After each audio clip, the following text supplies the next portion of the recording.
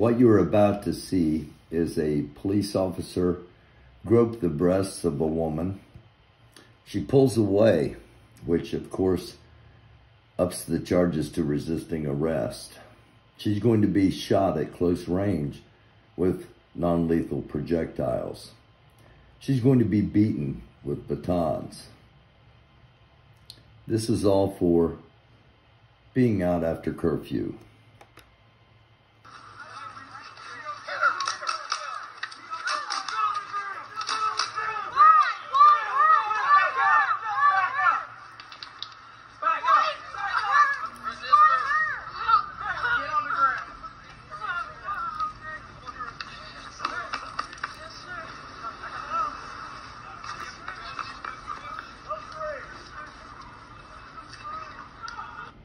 Let's watch that again.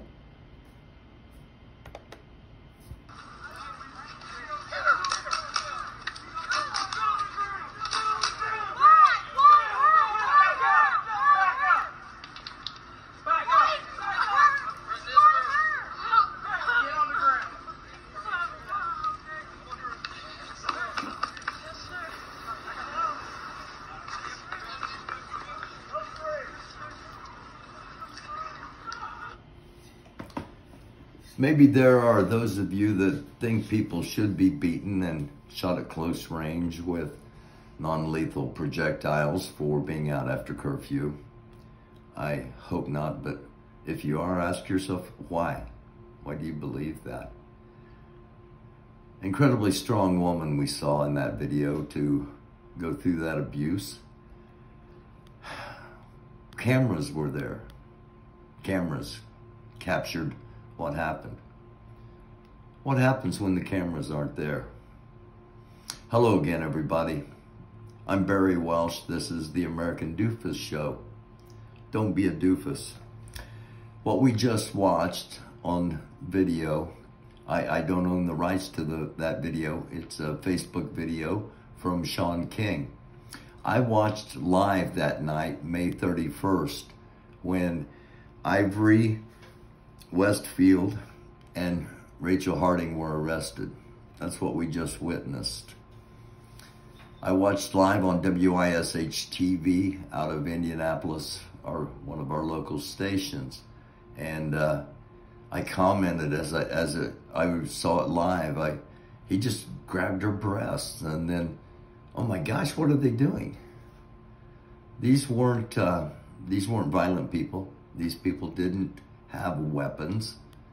These were two girls, and seemed like maybe the police thought this might be an easy mark, an easy way to make an arrest without a lot of confrontation.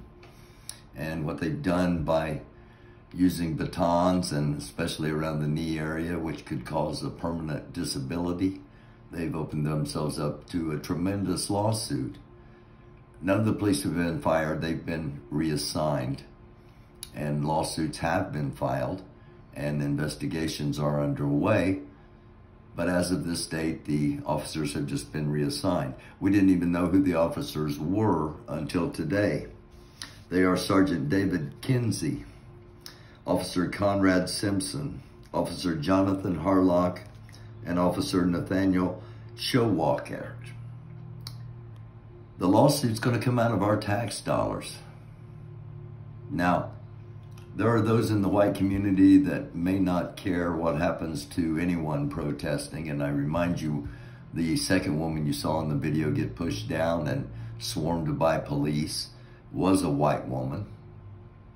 If you don't care about things that happen to people, maybe you'll care about the fact that our tax dollars go to pay these lawsuits in the millions and millions and millions of dollars. Now, if that's the only reason for you to care, maybe you should examine some of your morals, but at least that's that reason to care about what goes on, about what some call excessive use of force.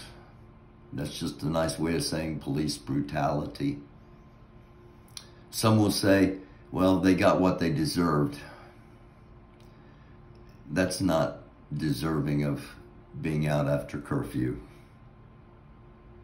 The treatment you saw in those videos, it's not deserving of being out after curfew. Some people will say, well, if people didn't do anything wrong, the cops would leave them alone.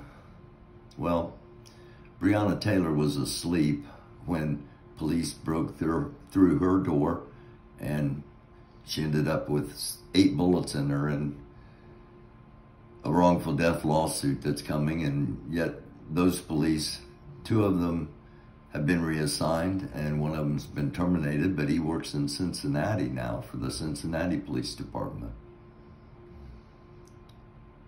There's a problem. Some people don't think so, but the roots of racism run deep. The roots of racism run deep. We have a lot to talk about. Thanks for tuning in. Thanks for watching. Please subscribe, share the post with all of your friends and family on social media. We've got a lot to talk about. Until next time, I'm Barry Welsh. This is the American Doofus. Don't be a doofus.